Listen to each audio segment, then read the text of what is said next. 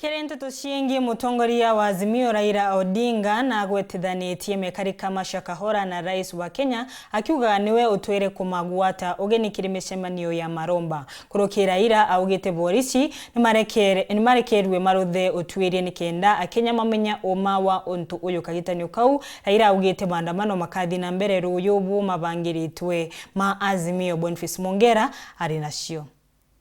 Maandamano jangwatanira Azimio jaja twirira bangiri gukarika ntuku ya RUUJU nande ijali kithiritwe jageta na mbere kerire ndikibante twikaroni be Jaramogi Foundation daika inka nyuma ya Rais Ruto kwithirwa kerire ndi rutero Uhuru Gardens mutongeria wangwatanira Azimio moja ni Kenya Raila ODINGA na ugita maandamano jakethwa jithika ntuku ya RUUJU no tokatibe Kenya ninenkera muntu onthe kathari na mainya jakwithirwa kiandamana na kwalidia thina ciawe. To say that we are very ready to engage constructively in negotiations, but they have not shown any good faith in offering to negotiate.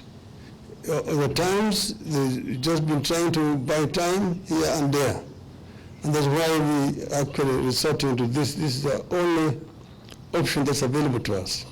Ndinge tariria akaba kethiro bakiambire kiri nyombani ne kigina treasury kenda kwa rugiro mbeca cia county irichere ricithiro cirekerwa arafu bomao betakiro bisine ne rais Harambee House kenda kumwira tike kwithiro kinyire byama nenya kugura MPs na bathire na Harambee House bethiro bekinya kinyikinyi mwanka university we kiri nyomba cia ABC kenda ugotiga ntomwa sava ichibatere kwithiro cirugurwa. Need to have the servers audited.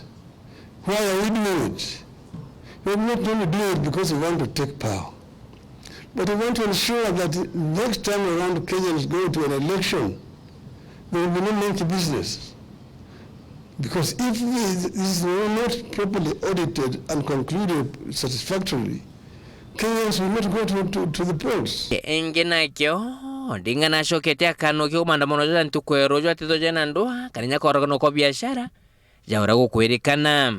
March to the president along the highway and present a petition, and also go to the treasury buildings.